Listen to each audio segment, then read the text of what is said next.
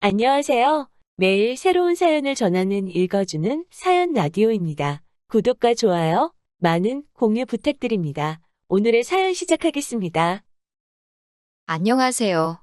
결혼한 지 4년 된 30대 초반의 여성입니다. 제가 신우나 시어머니 때문에 이혼한다는 이야기는 들어봤어도 형님 때문에 이혼한다는 사람은 본 적이 없는데 그게 제가 될 줄은 상상도 못했습니다. 저랑 남편은 지인의 소개로 만났습니다. 제 경우는 결혼까지는 생각하지 않은 상태에서 좋은 사람이라 하니까 한번 만나볼까 하는 생각으로 남편을 소개받았습니다. 그런데 막상 만나보니 말도 너무 잘 통하고 취향도 잘 맞고 운명의 상대가 있다면 이 사람이 아닐까 싶었어요. 남편이 말하기를 자기 역시 가볍게 여자친구나 사귀어볼까 하고 만났는데 어느새 저를 결혼할 여자로 생각하게 되었다고 하더군요. 저희는 누가 먼저랄 것 없이 서로에게 빠져들었고 1년 정도의 연애 후에는 자연스럽게 결혼을 이야기하게 되었습니다. 주변의 몇몇 사람들은 뭐하러 벌써 시집을 가냐고 하기도 했고 결혼하더라도 한동안은 애를 낳지 말고 신혼을 즐기라고 하기도 했어요. 하지만 저는 남편과 꼭 닮은 아들 하나와 저를 꼭 닮은 딸 하나를 얼른 낳고 싶더라고요. 저나 남편 둘 다 아이들을 좋아했고 또 둘 정도는 낳아 키울 경제적 능력도 충분했기 때문에 굳이 미룰 이유가 없었습니다. 그래서 결혼 이후로 매번 날짜 계산해가며 노력했어요. 그저 하루빨리 아기 천사들이 찾아와 주기만을 바라고 또 바랬습니다. 하지만 임신은 감감무소식이었어요. 애타는 제 마음을 아시는 친정부모님은 마음을 편히 가지라고 하셨지만 저는 둘 다 나이도 젊은데 도대체 왜 임신이 안 되는 건지 이해가 안 되더라고요. 시댁에서는 혹시 제가 어디가 안 좋은 건 아닌지 염려를 하시는 눈치였고 제 입장에서는 혹시 남편한테 문제가 있나 싶기도 하고 결국 여러 가지 가능성을 열어두고 남편과 함께 병원에 가서 검사도 받았는데 남편도 정상 저도 정상이었습니다. 결국엔 너무 답답한 마음에 주변에 만류에도 불구하고 시험관 시술 2회와 인공수정 2회를 시도해도 봤지만 모두 실패했네요. 이제는 후유증도 걱정이 되고 여러 가지 염두해야 할 일들이 많아서 다시 시도할 엄두가 안 나는 게 사실입니다. 이런 저희의 사정을 아는 가족들과 지인들은 임신의 임자도 제 앞에서 꺼내지 않을 만큼 저를 배려해주고 생각해 주었습니다. 하지만 누구보다도 뻔히 잘 알면서도 절대로 배려해주지 않는 한 사람이 있었으니 그건 바로 형님이었습니다. 남편보다 3살 많은 아주버님은 저희보다 1년 일찍 결혼을 했어요. 그리고 아주버님과 결혼한 형님은 저보다 1살 많고요. 근데 형님 성격이 아주 이상합니다. 분위기 파악 못하고 말을 이상하게 해서 남의 기분을 나쁘게 만드는 못된 재주가 있거든요. 두 번째 인공수정을 실패하고 얼마 지나지 않아 명절로 시댁에 간 일이 있습니다. 제가 명절 준비는 어떻게 할지 상의하려고 형님께 전화를 드렸더니 당신은 딸애 보느라 너무 바쁘다면서 저에게 음식을 해오라고 하더라고요. 그러면서 동서는 정말 복이 많은가 봐. 나는 애가 있어서 너무 피곤하고 힘든데 동서는 자유롭잖아. 이런 말을 하더라고요. 저는 솔직히 처음에 일부러 그런 소리를 하는 거라고는 상상도 못하고 그냥 저도 빨리 형님처럼 예쁜 딸 낳아서 바쁘게 살고 싶다고 했지요. 하지만 이런 식의 대화가 2~3번 반복되면서 형님이 절 괴롭히려고 일부러 그런다는 걸 알게 되었어요. 그리고 한 번은 시어머니의 생신이라 온 가족이 모였는데 조카가 계속 형님한테 달라붙어서 떨어지질 않더라고요. 원래 딸이 엄마를 제일 좋아하잖아요. 그 모습을 보는데 괜히 코끝이 찡할 만큼 부럽더라고요. 그런데 그런 저를 형님이 보더니 자기는 힘들어서 죽겠다며 자기 딸 좀 저더러 데려다 키우라고 그러더라고요. 그러면서 자기 딸을 보고 저한테 엄마라고 불러봐. 이제 숙모가 아니고 엄마야. 그러는데 너무 얄밉더라고요. 무엇보다 짜증나는 건 이런 식의 말들을 일가족 다 있는 데서 농담하듯이 하니까 제가 왜 그렇게 말씀을 하시냐고 따져 묻기가 쉽지 않더라고요. 몇 번인가 정색을 하고 저한테 그런 농담은 안 하셨으면 좋겠다고 하긴 했는데 오히려 시부모님과 아주버님이 절 너무 예민한 사람으로 몰아가는 눈치였어요. 그래도 형님이 이 정도만 했다면 그냥 제가 속으로 욕이나 하고 말지 시댁하고 연을 끊을 생각까지는 안 했을 거예요. 불과 몇 달 전에 있던 일입니다. 시부모님이 모처럼 저희 부부하고만 식사를 하자고 연락을 주셨어요. 저는 저희 부부가 안쓰러워서 격려차 먹자고 하시는 건가 솔직히 그런 생각을 하고 나갔습니다. 시댁에서 멀지 않은 곳에 조용하고 한적한 한정식집이 있길래 거기로 예약을 하고 시부모님을 만났어요. 그런데 평소와 달리 시부모님의 표정이 어두우시더라고요. 안색도 안 좋으시고 해서 혹시 어디 아프시냐 물으니 그건 아니고 저희한테 긴히 물어볼 게 있다 하시면서 솔직하게 대답해줘야 한다고 하셨습니다. 제가 시부모님한테 애교 많고 살가운 며느리는 아니지만 단 한 번도 거짓말을 하거나 시부모님을 기만한 적은 없었기에 시부모님이 더 낯설게만 느껴졌어요. 무엇이든 물어보시라고 제가 대답할 수 있는 일이라면 다 솔직하게 말씀드리겠다고 하니 시어머니께서 그래 그럼 단도직입적으로 물어보자 하시더니 너 애를 일부러 안 갖고 있는 거니? 라고 물으시더군요. 저는 순간 시어머니가 하시는 말씀이 무슨 소린지 이해가 안 되더라고요. 제가 그게 무슨 말씀이시냐고 다시 여쭤보니까 시어머니가 남편을 바라보면서 네 형수가 그러더라. 너네 원래는 처음부터 애 가질 생각이 없었는데 우리가 알면 난리 날까봐 일부러 안 생기는 척 연기하는 거라며 그러시는 거예요. 옆에서 그 말을 듣고 있는 저도 할 말을 잃었고 남편도 도대체 무슨 소리를 하시는 거냐고 하더니 깊은 한숨을 내쉬더라고요. 그리고는 저희 둘 중 누가 먼저랄 거 없이 눈물이 터져 나왔습니다. 그 무렵에는 저도 남편도 임신이라는 단어만 들어도 눈물이 흐를 만큼 예민하고 우울해서 서로 조심하고 있던 상황이었어요. 정말 누가 탁하고 조금만 건드려도 터질 상황이었거든요. 저희 둘이 눈물을 쏟아내니까 시부모님도 당황하신 눈치였고 그제서야 왜 니네 형수가 그런 소리를 했는지 모르겠다며 마음 풀라고 하셨습니다. 저는 너무 화가 나서 당장이라도 형님에게 전화를 걸어 자초지종을 따지고 싶었습니다. 하지만 시부모님께서 당신들이 먼저 연락을 해서 왜 그런 소리를 했는지 물어보겠다고 하시더군요. 저는 정말 분을 참을 수 없었지만 시부모님이 하신 말씀도 있고 솔직히 형제간의 싸움으로 번지진 않을까 걱정이 되어서 꾹꾹 눌러 참았습니다. 그런 제 모습을 보고 남편도 너무 속이 상했는지 자기가 자리를 한번 만들 테니까 형수한테 따질 게 있으면 따지고 풀 게 있다면 풀자고 그러더군요. 저도 전화나 문자로 시시비비를 가리는 것보다는 대면하는 편이 낫겠다 싶어서 그러자 했고요. 그렇게 남편이 시부모님과 아주버님께 연락을 드려 자리를 만들게 되었습니다. 그게 한 3달 전 일입니다.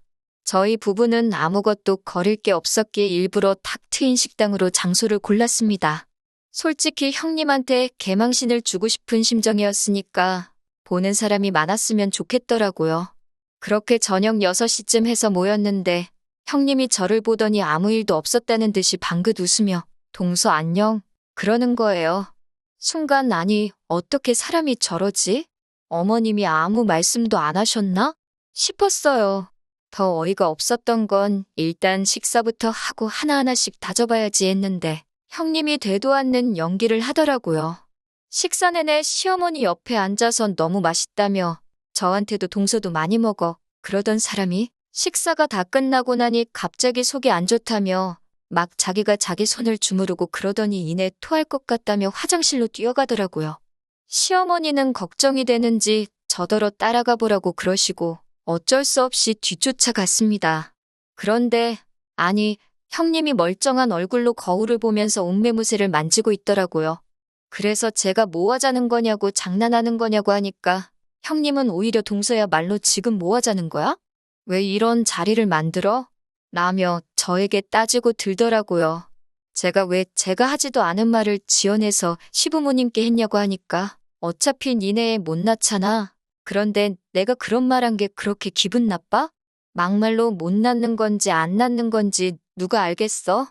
이러는 거예요. 제가 어이가 없어서 형님은 왜 그렇게 사람 가슴에 비수 꽂는 말을 하냐니까? 그런 것까지 내가 동서한테 말할 필요는 없지 이러더군요. 그러면서 형님이 화장실을 먼저 나가는데 하늘이 돕는다는 게 이런 걸까요? 화장실 앞에 저희 남편이 서 있더라고요. 평소 저희 남편은 정말 순하고 착한 사람인데 정말 다른 사람처럼 보였어요. 형님이 남자였으면 주먹으로 한 대 칠 뻔한 걸 꾹 참고 있는 듯 주먹이 부들부들 떨리고 있더라고요. 저는 큰일 날까 싶어서 남편한테 그냥 가자고 상대하지 말자고 했는데 남편이 형님한테 야, 이 미친 여자야? 라며 욕을 했어요. 그러니까 형님도 좀 쫄은 것 같고 식당도 크지 않은 데다 소리까지 커서 금방 사람들이 몰려들고 수군거리더라고요. 저는 잘못한 것도 없는데 창피하고 억울해서 눈물이 나오고 형님은 또 자긴 아무것도 모른다는 표정으로 부부싸움은 집에 가서 하라고 그러더라고요. 그런데 정말이지 신이 존재하는 건지 그날 그 식당에 있던 누군가가 저희 가족 일을 인터넷에 올렸더라고요. 올린 사람이야 저를 도와주려는 건 아니었겠지만 결과적으로 저에게 큰 도움이 되었습니다. 그 글이 인기를 얻어서 형님과 제 귀까지 들려왔으니까요. 저는 비록 제가 한 건 없었지만 그래도 속이 다 후련하고 사람들한테도 고맙고 그랬습니다. 그리고 며칠 후 시부모님께 호출을 받았어요. 갔더니 아주버님하고 형님도 와 있더라고요. 시어머니는 저희 넷을 마주 앉혀놓고는 형님한테 먼저 왜 저희가 하지도 않은 말을 했다고 지어냈냐고 묻더라고요. 그러자 형님은 오리발을 내밀며 제가 분명히 자기한테만 털어놓는 거라며 그렇게 말했다는 거예요. 그래도 제 입장을 생각해서 자기가 시어머니한테만 말한 거고 엄청 돌려서 좋게 말했다고요. 그러자 시어머니는 저에게 혹시나 제가 친구에게 부탁을 해서 그런 글을 인터넷에 올린 거냐고 얼른 내리라고 뭐 좋은 일이라고 집안 망신이지 않겠냐고 뭐라 하시더라고요. 그제서야 그래도 시어머니가 맏며느리라고 형님 편을 드시는구나 싶더라고요. 저는 그래도 시어머니가 중간에서 중립을 지켜주실 줄 알았는데 그건 착각이었던 거예요. 시부모님은 어쨌든 지금 둘 다 증거가 없으니까 이번 일은 이쯤에 묻어두고 없던 일로 하래요. 그러면서 저에게 그 글은 지우든지 진짜 제 친구가 아니면 본인인 제가 가서 그런 거 아니라고 해명글이라도 적으라는 거예요. 그래서 제가 됐다고 저는 지금 잘못한 거 하나도 없고 떳떳해서 그냥 넘어갈 이유가 없다고 했습니다. 저나 남편이나 시부모님께 그렇게 강경한 태도로 나간 건 그날이 처음이었어요. 그러자 아주버님이 나서서 저희 남편한테 마누라 교육 잘 시켰다. 아주 어머니랑 맘먹어라 라고 소리를 치더라고요. 그러니까 저희 남편도 지지 않고 사이코패스인 이 마누라나 잘 가르치라고 받아쳤어요. 그러자 아주버님이 주먹을 들었고 남편도 지지 않고 막아내고 아주 개판이었습니다. 결국엔 시아버지가 골프채로 테이블을 내리치고 나서야 분위기가 진정되었습니다. 결국 아무것도 해결된 것 없이 집에 돌아오는데 남편이 저에게 이제 시댁하고 연을 끊자 그러더군요. 저는 남편에게 차마 그럴 필요 없다는 말을 해주지 못했습니다. 남편은 저에게 미안하다면서 진작에 아기 같은 건 포기하고 우리 둘이 행복하게 사는데 집중했으면 좋았을걸. 괜히 저 뭔가 마음 상하게 한 것 같아서 미안하다고 하더라고요. 남편이 그렇게 말해주는 것만으로도 얼마나 큰 위로가 되던지 그날은 행복해서 눈물이 나더라고요. 며칠 뒤 시어머니가 연락을 해오셨어요. 그러더니 어찌됐건 제가 나이도 제일 어리고 서열도 제일 낮으니 형님한테 죄송하다고 전화하고 시아버지께도 찾아뵙고 죄송하다고 말씀드리라고 하더군요. 그래서 저는 그렇게는 못한다고 딱 잘라 말씀드리고 더 하실 말씀 있으시면 아드님하고 해보시라 하고 전화를 끊었습니다. 그런데 그날 저녁 퇴근한 남편한테 들으니 몇몇 맘카페를 중심으로 형님에 대한 신상 정보가 털렸다고 하더군요. 그로 인해 형님에게 더 원색적인 비난과 욕설이 쏟아지고 심지어 조카가 다니는 유치원까지 다 알려져서 애 유치원도 못 보내고 있다고 했습니다. 그 말을 들으니 조카에겐 유감이지만 얼마나 꼬숩던지요. 인과응보라는 말이 있는데 형님이 개념 없이 한 행동들 전부 다 돌아왔다고 하기엔 아직 모자란 거 아닌가 하는 기분까지 들었어요. 시어머니는 남편에게 제발 저를 설득해서 인터넷에다 이 모든 게 오해라고 해명글 좀 올려달라 하더래요. 제가 미쳤나요? 제대로 된 사과도 안 받고 형님 좋은 일을 하게. 오히려 남편도 절대로 해주지 말라고 욕을 처먹어봐야 정신을 차린다고 마음 약해지지 말라고 그랬습니다. 그 사건 이후로 저도 남편도 지금까지 아주버님과 형님은 물론이고 시부모님과도 연을 끊고 지내고 있습니다. 가족 사이가 이렇게 영원히 안 보고 살 수는 없겠지만 적어도 지금만큼은 마음도 편하고 좋습니다. 듣기론 형님이 악플러들 못 다 고소하네 저도 고소하네 어쩌네 하는데 그러던지 말던지 관심 없습니다. 무엇보다 저는 지금 최고의 복수를 하게 되었는데 그건 바로 제가 아이를 가졌다는 겁니다. 의사 선생님 말씀으로는 두 쌍둥이라고 하시네요. 임신 소식을 들으신 시부모님도 이제 다 잘 되지 않았냐며 마음 풀고 예전처럼 살자고 하시는데 당분간은 어려울 것 같네요. 그래도 남편이 든든히 제 편이 되어주고 있고 저에게도 이제 아이들이 생겼으니 아쉬울 건 하나 없습니다. 형님, 그렇게 없는 말 지어내면서까지 시부모님의 관심을 받고 싶어 하셨으니 이제 혼자서 다 모시고 다 챙겨가면서 사세요. 긴 이야기 들어주셔서 감사합니다.